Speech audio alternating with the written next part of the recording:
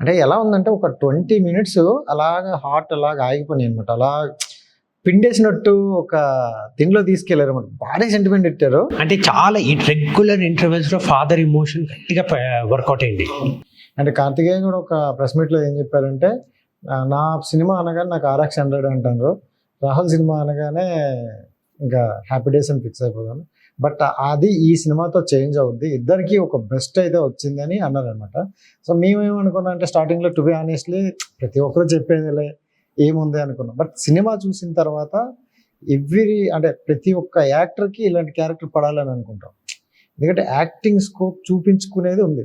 అంటే బేసిక్లీ మాకు డైరెక్టర్ నాకు కార్తికేయ ఒక రోజు ఏమని చెప్పాడంటే కార్ పార్కింగ్ లో, ఈ సినిమాలో నీ హీరోయిన్ రాహుల్కి నీ heroine Karthikeya, because he wanted us to love each other so much, so openly, so genuinely.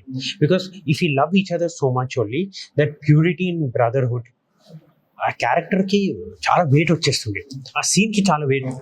Mean because if you're competing and నేను బాగా చేయాలా, నేను ఇది చేయాలా, brings about negative energy.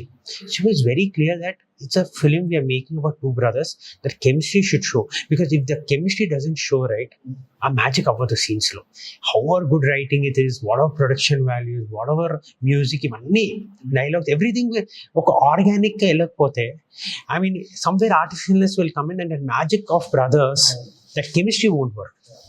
So director కూడా ఎలా ప్లాన్ చేశాడంటే ఫస్ట్ కార్ సీన్స్ ప్లాన్ చేశాడు. మేము బయట సీన్స్ ఏమైనా షూట్ చేస్తే నేను కార్తిక్ని ఎప్పుడు కలవలేదు, not he met me, we've seen each others films or we've heard of each other. So first time మేము సెట్లోనే కలిసాం. So he made sure to break the ice. First ఆ కార్ సీక్వెన్సెస్, కార్ చిన్న చిన్న సీన్స్ ఉంటాయి కదా. So what happens is when you're sitting in such a small space next to each other, lighting ఇవి అవి అవన్నీ ఇష్యూస్ ఉంటాయి కదా షూటింగ్ లో. సీన్ గ్యాప్ లో used to switch on the AC and sit in the car and relax waiting for a shot. So ఈ process లో ఏమైపోతారు, you start talking to each other a lot, you start sharing your life. And he was also looking for a big break after RX 100, I was looking for a big break after Happy Days. So our struggle, our culture, you know, thought process చాలా match అయింది, so ఒక beautiful friendship start అయింది. So and when you start very comfortable with each other, there is no insecurities. So చాలా వరకు సీన్స్లో ఈ use చేసే, రాహుల్ మనం ఇలా చేద్దామా, ఈ సీను ఇంకా ఈ డైలాగ్ బాగా చెప్పచ్చు, ఇలా చెప్దాము. I used to give him suggestions, కొంచెం మెలోడ్రామాటిక్ అవుతుంది, కొంచెం ఇట్లా. సో అది when there so much purity, when there's so much genuine love for each other, no, it reflects on screen. That's what has happened. And social మీడియాలో ఈ మధ్యన ఒక dialogue బాగా వైరల్ అవుతుంది. అంటే ఛత్రపతి మూవీలో తను చెప్తారు చూడు, మీ అమ్మ కాదరా మా అమ్మ అని. అలాగే మీరు చెప్పిన డైలాగ్ మా నాన్న అనే డైలాగ్ కొంచెం అంటే అక్కడ స్టోరీ మొత్తం మీరు విన్నారు కాబట్టి అక్కడ వరకు జరిగిందంతా పోయి ఆ సిచ్యువేషన్లో డైలాగ్ చెప్పేటప్పుడు, సో హౌ యూ ఫీల్? అంటే ఆ సీన్ షూట్ చేసే వరకు మేము ఆల్రెడీ చాలా థిక్ చాలా సీన్స్ షూట్ చేసేసి ఉన్నాము.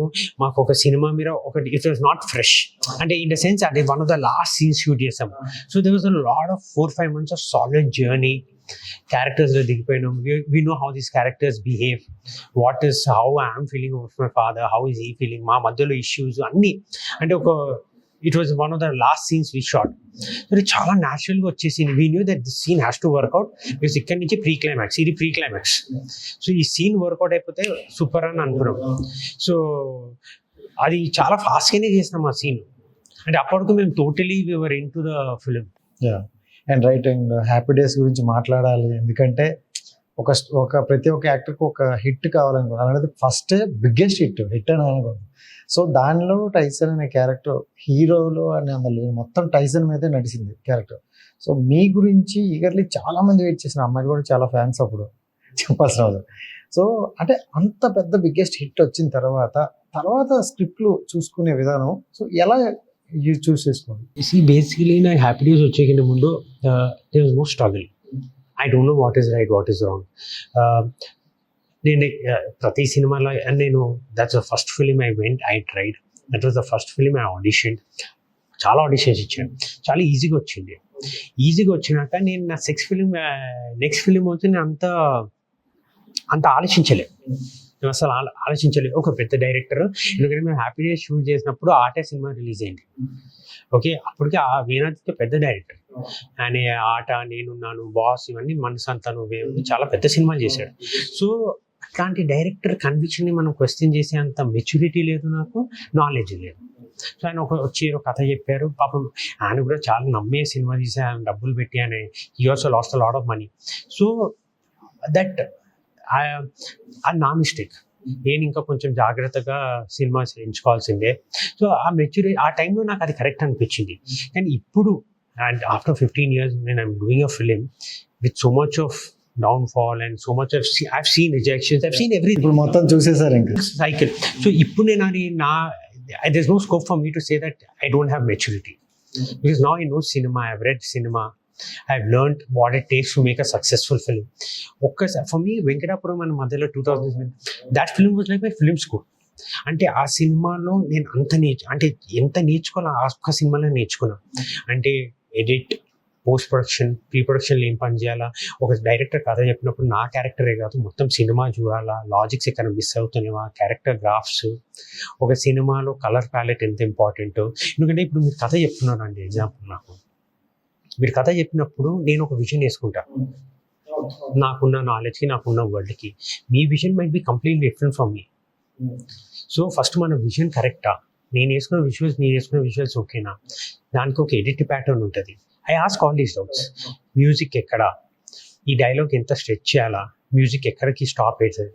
I mean some scenes you play with sound, some scenes you play with edit. So if you have a complete grip ఉంటే, ఒక నాలెడ్జ్ ఉంటే కదా, you do accordingly.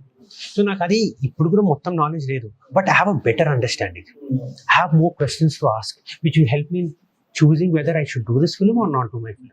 I know my strengths, I know my weaknesses. If some characters out of my comfort zone, what I should do to do it well. ఈ జర్నీలో ఇవన్నీ clarity వచ్చింది. ఆ జర్నీలో తెలిసినాక the first film that I did was గోడా and Bhaje Vaayu Vegam. So అది and one more thing అంటే నాకు ఒక పర్సనల్ ఫీలింగ్, నాకు ఒక personal high as an actor, as a person is that నేను ఈ సినిమా ఎంచుకున్నప్పుడు, ఈ సినిమా చేసినప్పుడు, ఈ సినిమా ఎడిట్ చూసినప్పుడు, నేను కొన్ని ఇన్స్టెన్స్ మనం సినిమా చూస్తే, ఈ సినిమా ఫస్ట్ మనం ఒక సినిమా చూస్తుంటే ఎడిట్ రూమ్లో మనం ఫస్ట్ మన పర్ఫార్మెన్స్ చూస్తాం, తర్వాత మనం అవి ఒక ఫస్ట్ 3-4 times అయితే మన పర్ఫార్మెన్సే చూస్తాం. అబ్బా as an actor at least I see. కానీ తర్వాత you start seeing the film in totality, you start understanding the film. So నేను ఎక్కడెక్కడ సినిమా డ్రాప్ అయింది, ఎక్కడెక్కడ సినిమా హైస్ ఉన్నాయి అని నాకు ఒక పర్ఫెక్ట్ అండర్స్టాండింగ్ వచ్చేసింది. ఒక 10% ఇక్కడక్కడ మేబీ డిఫరెన్స్ అవ్వచ్చు, కానీ నేను అనుకున్నట్టు wherever audience will feel cinema ఇక్కడి నుంచి గట్టిగా లేసింది. ఇప్పుడు నాకు ఒక క్లారిటీ ఉండే, సినిమా ఫస్ట్ 20-30 minutes పాస్ అయితే బికాస్ ఈ సెట్టింగ్ అప్ ద వరల్డ్. నా క్యారెక్టర్ ఇంట్రడ్యూస్, మళ్ళీ కార్తిక్ క్యారెక్టర్ ఇంట్రడ్యూస్, తర్వాత మళ్ళీ కార్తిక్ గారి బెట్టింగ్, ఫాదర్ చిన్న స్ట్రగుల్, ఫాదర్ కింద పడతాడు కదా హార్ట్ అటాక్ తోని, అక్కడి నుంచి సినిమా బీభత్సంగా లేస్తారని నాకు అనిపించింది. అంటే సినిమా గ్రాఫ్ పెరుగుతూనే ఉంది, ఇంటర్వెల్కి హై, తర్వాత ఇంటర్వెల్ తర్వాత కార్ సీక్వెన్స్, ఒకటి అక్కడ వరకు నార్మల్గా వెళ్ళింది, ఇది హార్ట్ బీట్ లా పెరుగుతుందండి. ఒకసారి ఫాదర్ అన్నాక గ్రాఫ్, ఇమోషనల్ గ్రాఫ్ అంతా చాలా రేసింగ్ అయిపోయింది. So we knew that 20-30 minutes has to pass in the film. If that 20-30 minutes of setting up the world of Bhaje Vaayu Vegam is done villain introduction, నా introduction, hero introduction, తర్వాత heroine introduction, వాళ్ళిద్దరి మధ్యలో love story, ఇవన్నీ తర్వాత వీళ్ళిద్దరు ఏం చేస్తారు, I knew that if we pass that part, no, the film will work out massively. అక్కడ నుండి హైప్ లో వెళ్ళిపోయింది, ఎందుకంటే అక్కడ మీ టెన్షన్, మనీ కావాలి, అసలు ఏం చేయాలి తెలియదు. అసలు బ్రీతింగ్ స్పేస్ లేదు సినిమాలో, ఒక గ్రాఫ్ పెరుగుతూనే ఉంది. అండ్ మధ్యలో emotion, solid father emotion, this ఒక యాంగ్జైటీ, ఒక సో నేను ఏమనుకున్నా, ఏం ఎక్సైట్ అయినా అదే వర్కౌట్ అయింది. అన్ని కలిసి వచ్చినాయి కాబట్టి హిట్ అయింది. అంటే it was a planned one also brother. అంటే we are not surprised about anything. We knew that these are the highs and this should work out అని, అది వర్కౌట్ చేసేలాగానే. ఎందుకంటే చాలాసార్లు మేము సీన్ షూట్ చేసినా కూడా సీన్ బాగానే వచ్చింది ఆన్ ఎడిట్, కానీ సీన్ అయిపోయాక రఫ్ ఎడిటింగ్ చేస్తాం కదా, ఏదో కెమిస్ట్రీ ఇస్ నాట్ వర్కింగ్, ఏదో ఒక ఎక్స్ ఫ్యాక్టర్ లేదు, మళ్ళీ షూట్ చేసేవాళ్ళం.